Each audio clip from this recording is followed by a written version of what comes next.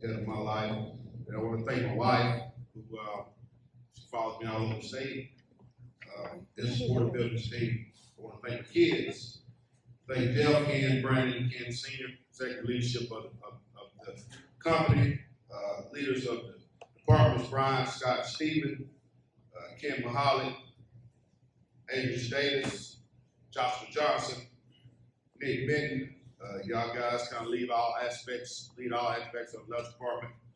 I could not do my job without any of y'all, even those, every team member in this room. We could not got to the point we are this year without everyone in here. So really appreciate all those individuals. So just want to speak on my leadership journey a little bit. I know Matt kind of spoke to it. I started my leadership journey in 2013. I was a foreman that had about 6 guys. I couldn't figure out how to lead my team. I was trying to demand my team to work for me. I tried to make them work for me, but they wouldn't work for me. They was everything I did going behind my back, a lot of drama, a lot of backstabbing. So when Mr. Mack walked in that room that day, he said something that changed my life. That's why I'm standing here today. He opened my eyes that, a leader leads people. You manage process and procedures and you lead people. I figured it out and my journey started 10 years ago. About a year and a half after I met Mac, I had an opportunity to come to Dallas, Texas. A company called Cummins Industrial Hiring. I came out here with an opportunity to make the most money I ever made in my life, but I was scared, very, very uncomfortable. I'm from a town of 3,000 people in Alabama. We had 2 stoplights and 1 restaurant, so we didn't have much. So to come out here to the DFW was a big challenge for me. But when I came out here that day, me and my wife drove out to Cummins, I saw the big lights, I saw the big buildings, and I was inspired. I went in and I set the offer on the spot. I already told my wife the offer was right over accepted, so I had her permission, but the guy wanted me to go back home and think about the offer, but I set the offer on the spot. Leadership got me to that point. My life changed. I tried to push leadership in companies. I brought Mac. He drove all the way out here to the Mercedes in a suit. They shut it down. Some things happened there. I ended up parting ways with Cummins. I went to another company, Kilgore. I tried to push leadership there. I couldn't do it. I got shut down. A little while, a guy named Mike, after we had some stuff going on in the company, a guy named Mike Tim, who was the project manager here at Kilgore now, he went to the owner of Kilgore and said, "Hey, I need some leadership development." Believe it or not, that changed my life. Kevin Richardson sent him to me, so he enabled me to start a book study. The same book study that I do every Saturday. I've been doing every Saturday for probably the last 7 years. The group started off with me, Michael, and I think one more person. Now y'all see me up to 8 or 9 team members from all over the world that join us call, even people outside of Kilgore. But it was still a problem because the owner didn't believe. So Matt introduced me to Jeff Kilgore. That's when my life changed. Introduced to Jeff Kilgore, it was a different interview than I've ever been through in my life. He sent me a series of books to read. And upon completion of every book, I sent Jeff an email on what I thought of the book. After 4 or 5 books, I received an offer for employment. Still a little uncomfortable at the time due to me being division manager at Kilgore. I was running all special projects and all services. Tied to the bottom line, I was in pretty good shape to the president. So asking me to come start Dallas Industrial when we didn't have an office was a little scary to me. But I moved from Alabama to Texas, so I figured I'd take the opportunity. Not only that, what stood out the most is how my interaction with Jeff Kilgore was.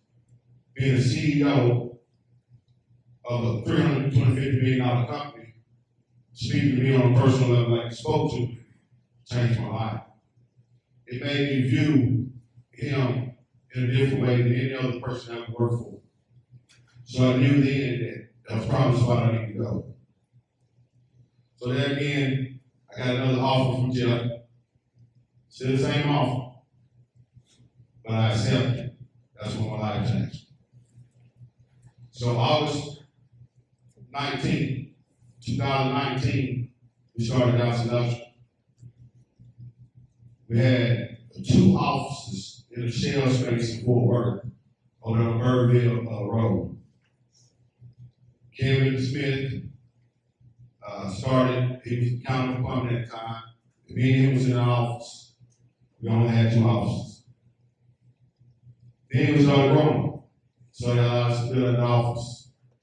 That was great. Saw momentum. But still started off in the market.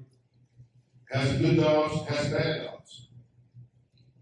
So 2 years ago, due to our growth, Jeff Kilgore ran inside the box straight building here. Prime location right here in the heart of the entertainment district for Dallas, Cowboys, Rangers. So it took growth to get there. It took the owners believing in us to buy this building. So it means a lot to me, and it should mean a lot to everybody in this room that they took investment on this team. So you rewind to today, we sit here today, and we're a profitable group here at Kilgore. And I speak for electrical, I know plumbing and mechanical is profitable too, but electrical has been a challenge. We've been doing electrical since 2008 at Kilgore. 2023 we're profitable. So just wanted to give y'all my timeline on the journey of how we got from there to here. And let y'all know it all started with leadership.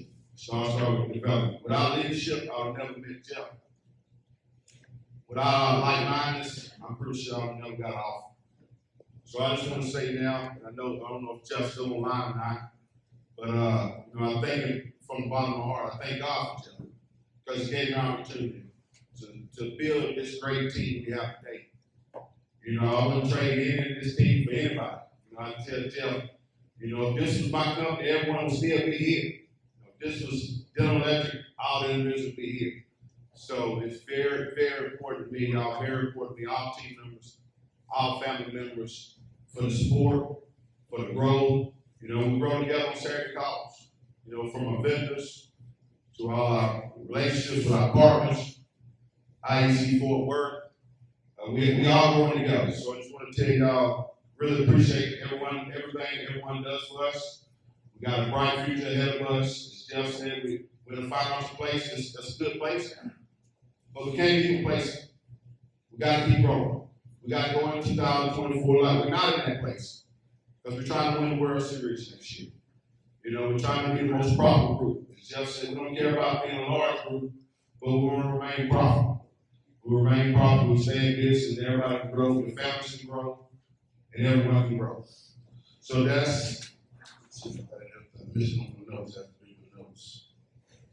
So I want to talk real quick about the difference between competency and character. So everyone knows you work at a company and they talk to you competency part. Derek Jones, that teaches guys how to do invoices over there at Long Star, that's the competency part. How to bill out. Jose teaches guys how to bend pipe. That's the competency part. Nick Minton teaches the team how to do a QHQC walk. That's the competency part. But all companies do that. But what all companies don't do is the character part. The character part is the most important part for me. When I hire a person, I want to hire them on character. It's my belief that if we train a person, we can train a person on competency, but the character piece is a little harder. You get a person to put a mask on, you come inside the company, but the true character will come out. And some ask, what do I mean by true character come out? True character come out and being late for work, that's a character issue. Not having the competency you said you had on your resume, getting work, not being able to perform your job, that's a character issue. Not showing up to work at all, that's a character issue. That's the reason us at Kilgore train so much on character. Because it's 87% of it all. You got 87-13, 87 will be character, 13% is competency. Just want to make sure everybody knows the difference between character and competency. I'm thankful we're a company that allowed to train both on character and competency. There's very few far in between on that. So that's talking about character in the hiring process. That's kind of all my notes. I won't keep everybody. It's 1 o'clock now. We said it's going to end at 1. So I just want to again recognize, thank my guests, all my vendors that showed up today. IEC showed up today.